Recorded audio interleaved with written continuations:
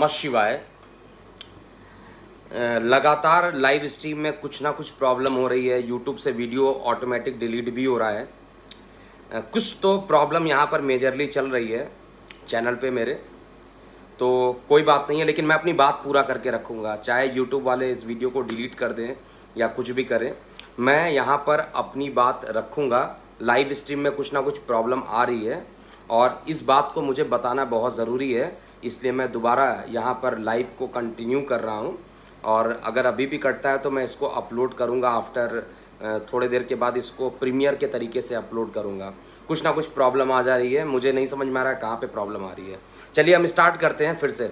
14 सितंबर को मकर में बृहस्पति देव जाएंगे और वहाँ पर शनि देव से इनकी मुलाकात होगी और वहाँ पर शनि और बृहस्पति देव का जो युति होगा, लोग कहते हैं, जनरली मेरी बात को समझिएगा, अगर मैं गलत हूँ तो तुरंत आप मुझे यहीं पे कमेंट लिखिएगा। जनरली एस्ट्रोलॉजी में कहा गया है कि नीच भंग राजयोग हो जाता है गोचर में। तो नीच भंग राजयोग किसका हुआ था आप लोगों ने जानते होंगे, बहुत सारे एस्ट्रोलॉजर भी बताए थे कि बृहस्पति देव का नीच भंग हो गया।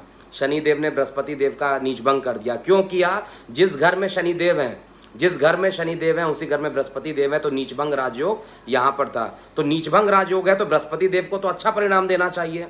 अगर नीचभंग राजयोग है तो बृहस्पति देव को अच्छे तरीके से रिजल्ट देना चाहिए। बृहस्पति देव ज्ञान होते हैं और आपको जानकर आश्चर्य हो गया कि ज्ञान ही खत्म हो गया। इस नीचभंग में ज्ञान खत्म हो गया, अर्थात जो लोग ज्ञान ग्रहण करने जा रहे थे उनके ज्ञान पर ब्रेक लग गया। उनको अगर आप देखिएगा तो उनका जो ज्ञान था, स्कूल कॉलेजेस बंद हो गए, जो टीचर पढ़ाते थे उनके पढ़ाने का प्रॉब्लम हो गया। तो ये सारी चीज़ें लगातार रही हैं। तो नीच भंग राजयोग होने के बाद भी ये नीच भंग क्यों नहीं फलित हुआ, इस पर भी रिसर्च जारी रहेगा। अब मैं पॉइंट टू पॉइंट मैं बताता हूँ, फिर से एक बार रिपीट कर देता हूँ। थर्ड वेव का डेट मैंने चेंज किया है। थर्ड वेव पहले दिसंबर से फरवरी के बीच में बताया था, वो एक्चुअली फोर्थ वेव का डेट रहेगा जो कि फरवरी से लेके मार्च के बीच में रहेगा।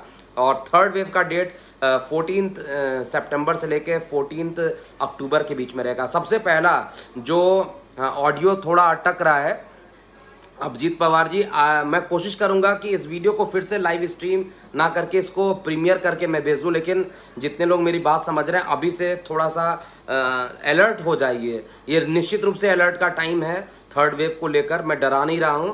और क्योंकि सेकंड वेव में कुछ चीज़ें मुझे दिखाई दी हैं, ये एक अंतर्राष्ट्रीय साजिश है। मैं आप लोगों को बता देता हूँ, कोई तो ऐसा है, नाम आप जानते हैं, वो जिस देश की मैं बात कर रहा हूँ उसी का टारगेट ये है कि मैं खुल के बोलूँ, चाइना का ये टारगेट है। चाइना ही चाहता है कि वो पूरे के पूरे देश में, पूरे के पूरे वर्ल्ड में राज करना चाहे, और वो जानता है कि परमाणु बम से ख़त्म करेंगे तो कोई दूसरे भी परमाणु बम उस पर मार देंगे। तो इसलिए वो परमाणु बम वाला विकल्प, बहुत दिमाग से ये गेम खेला गया है। मेरी बात को समझिएगा, मैं एस्ट्रोलॉजिकली भी यहाँ पे बताऊँगा, प्रूफ करूँगा पूरी एक एक चीज़ों को। ये जो चीज़ें चल रही हैं ये इंटरनेशनली प्लान्ड है पूरे तरीके से।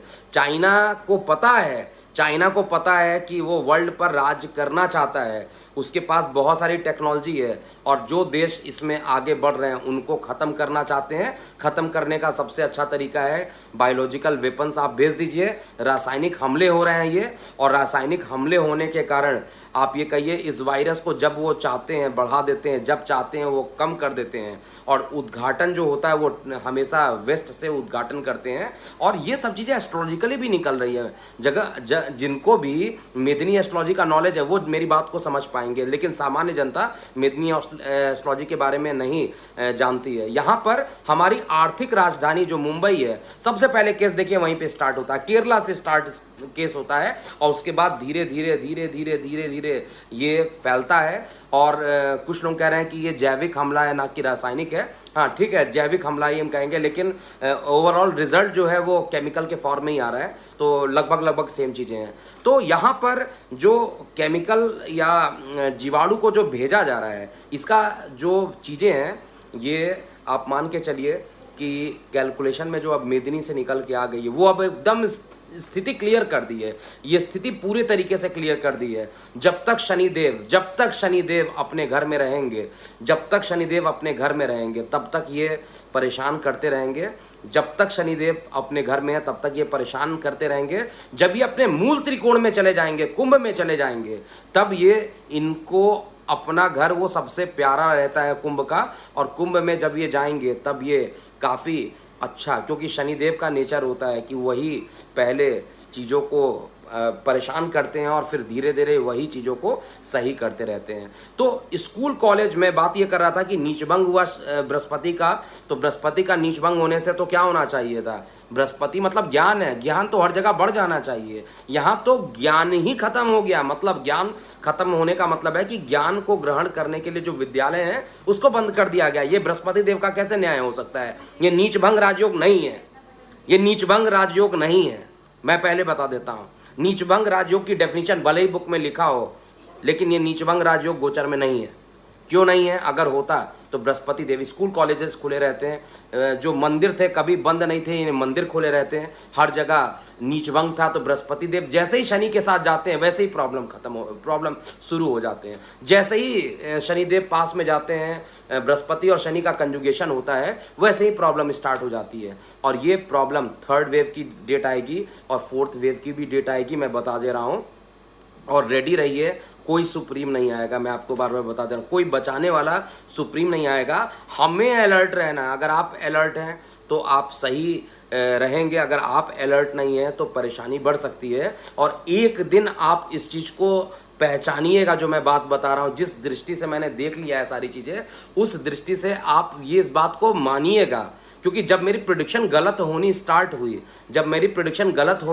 आप देखिएगा पिछले 7-8 दिन से मैं इतना ज़्यादा एक्टिव नहीं था यूट्यूब पर, और इतना टाइम तक तो मैं यूट्यूब पर लाइव भी इस टॉपिक को लेकर नहीं होता हूँ। 2 बार बीच में यूट्यूब से वीडियो भी हट गया। तो जो भी चीज़ें हैं इसको आप नोट कर लीजिए, और यहाँ पर सावधानी सबसे बड़ी चीज़ें होंगी। महाराष्ट्र का क्या होगा अभी हम इस टॉपिक पे नहीं डिस्कशन करेंगे। महाराष्ट्र की सरकार चलेगी नहीं चलेगी इस टॉपिक पे मैं डिस्कशन नहीं करूँगा। अभी मैं रिसर्च कर रहा हूँ, इस टॉपिक पे कोई डिस्कशन नहीं होगा। हमारा देश स्वस्थ रहे, हमारे लोग, सभी लोग जो भी जितने भी हमारे देश के नागरिक हैं वो सुरक्षित रहें, क्योंकि इसको फैलाने का एक ही तरीका है। क्या तरीका है मैं आपको बता देता हूँ, और एग्जैक्टली आप मैच कीजिएगा। कुछ दिन के बाद आप निश्चित रूप से मैच कीजिएगा, इसमें कहीं पे भी कोई डाउट नहीं है। मैं चैलेंज देता हूँ, कुछ दिन में आप इसको मैच कीजिएगा और 100% ये मैच आएगा। और ये पेपर में भी पब्लिश होगा, ये हर जगह आपको दिखाई देगा, टीवी चैनल्स में भी दिखाई देगा। It is very big international crime which has been started by China.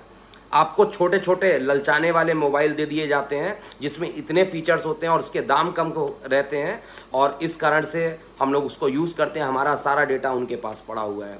हम लोग चाइना का जो प्रोडक्ट आता है, कल भी न्यूज़ में देखा कि सेब वो भेज रहे हैं चाइना से, जो एप्पल आ रहा है उस एप्पल में जहर है। अब चाइना से रिलेटेड जितने भी लोग यूज़ करते हैं, चाइनीज सामान जितने लोग यूज़ करते हैं उसको बंद कर दीजिए। अगर आप चाइना से रिलेटेड कोई चीज़ अगर आप बंद करते हैं तो निश्चित रूप से आप मान के चलिए, देखिए भारत सरकार इसमें अगर पहल लेगी तो चाइना वाले हो सकता है कि इंडिया को ऐसा सोचे। हम सभी लोगों को इस पर इनिशिएटिव लेना चाह रहा है। चाइना से रिलेटेड जो भी ऐप है, चाइना से रिलेटेड जो भी चीज़, उसको एकदम बंद कर दीजिए, जिससे कि ये परेशानी कम हो जाएगी। चाइनीज़ सामान मार्केट में आ रहा है, चाइनीज़ के सामान में ही कुछ ऐसी प्रॉब्लम है जिससे कि इतनी ज़्यादा अचानक से आ रही है प्रॉब्लम। और कुंभ में जब तक शनिदेव नहीं पहुंचेंगे तब तक रिलैक्सेशन नहीं मिलेगा।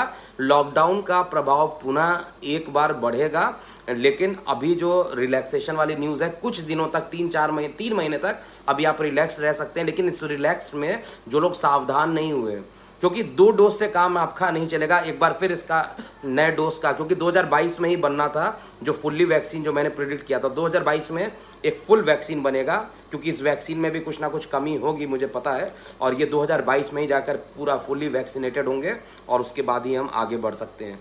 तो फिलहाल कंक्लूजन में 2 पॉइंट बस मैं बताना चाहता हूँ, 3rd वेव भी आएगी और 4th वेव भी आएगी, हमें डरना नहीं है, नंबर 1। दूसरा चीज़ है, चाइना से जितनी भी चीज़ें आती हैं, चाहे किसी भी फॉर्म में आती हो, उसको थोड़ा सा सावधानीपूर्वक आप यूज़ ही ना करें तो ज़्यादा अच्छा रहेगा, वो बेटर रहेगा।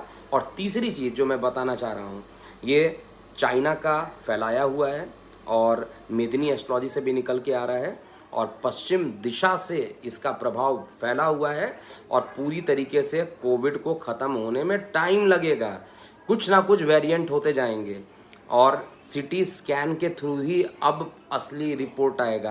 अब RT-PCR UCR भी शायद कुछ दिन में ये बंद होगा और RT-PCR की जगह CT स्कैन कंपलसरी कर दिया जाएगा। एक और बड़ा लोगों के जेब पर खर्च बढ़ेगा और जिम्मेदारी किस पर आएगी? सरकार पे आएगी। लेकिन प्रॉब्लम सरकार की नहीं है, प्रॉब्लम कहीं और है। अभी भी सरकार को मैं ये कहना चाहता हूँ, चाहे वो राज्य सरकार हो चाहे केंद्र सरकार हो, कि अभी जो टाइम मैंने बताया है 3 मंथ, इस 3 मंथ में जितना ज़्यादा आप अलर्ट हो जाइए उतना अच्छा है, क्योंकि इसके 3 मंथ के बाद जो ये वेव आएगी बड़ों को तो नहीं ज़्यादा प्रभाव करेगी, लेकिन बच्चों को प्रभाव, बच्चों को कुछ हो गया, अगर किसी बच्चे को, किसी के घर के किसी बच्चे को अगर हो गया कुछ, तो ना आप माफ़ कर पाइएगा अपने आप को, ना हम लोग किसी को माफ़ कर पाएंगे। इसलिए बच्चों पर इसका कोई प्रभाव ना हो, ये एकदम दिल से प्रार्थना कीजिए भगवान से कि बच्चों पर ना प्रभाव हो।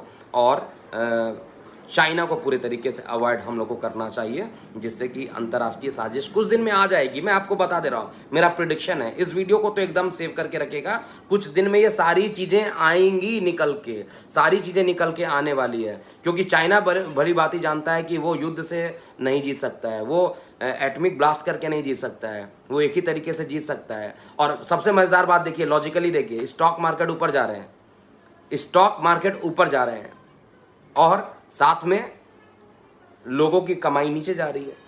ये स्टॉक मार्केट को बहुत ऊपर ले जाएंगे, बहुत ऊपर ले जाएंगे, और वहाँ से ऐसा गिराएंगे, सारे फंड को अपने पास रख लेंगे। इसलिए स्टॉक मार्केट पे भी थोड़ा मैं अपडेट करता रहूँगा। हालांकि मैंने बोला था स्टॉक मार्केट पे अपडेट नहीं करूँगा, लेकिन आपके पैसे का नुकसान ना हो इसलिए मैं अपडेट ज़रूर यहाँ पर करूँगा, क्योंकि ना ही मैं ट्रेडिंग करता हूँ ना मैं अपने लिए कुछ करता हूँ, लेकिन आपका पैसा नुकसान ना हो इसको मैं अपडेट टाइम टू टाइम करूँगा। और अभी के लिए इतना ही जो मैंने देखा है, कैलकुलेशन किया है, इसको अपडेट करना ज़रूरी था। बीच में लाइव स्ट्रीम 2 बार प्रॉब्लम भी रही, तो इस वीडियो को ज़रूर तुरंत सेव करके रख लीजिएगा। और कोई सुप्रीम नहीं आएगा, मैं आज बता दे रहा हूँ, कोई सुप्रीम नहीं आने वाला, कोई महाकलयुगी अवतार नहीं लेने वाला इस समय तुरंत। ये हम ही लोगों को है जो इसको रियलिस्टिक बात मैं कर रहा हूँ, कोई अवतारी पुरुष अभी नहीं आने वाले हैं, ये सब फॉल्स है। ये कोई सुप्रीम आकर हम लोग की जान बचा लेगा, सब फॉल्स है। सुप्रीम मतलब वही जो कि ध्यान दे, जो कि सावधानी रखे। ओम नमः शिवाय। अपने कमेंट बॉक्स ज़रूर प्रतिक्रियाएं जो है कमेंट बॉक्स में लिखिएगा, और पर्सनली मैं इस पर चीज़ें रखूँगा। यहाँ पर मैं इस चीज़ से बोलना चाहूँगा, राजनीतिक प्रेडिक्शन नहीं है, ये देश के लिए है, इसलिए जैसे ही मुझे दिख गई उसको मैंने अपडेट कर दिया है। ठीक है, अभी के लिए इतना ही। ओम नमः शिवाय।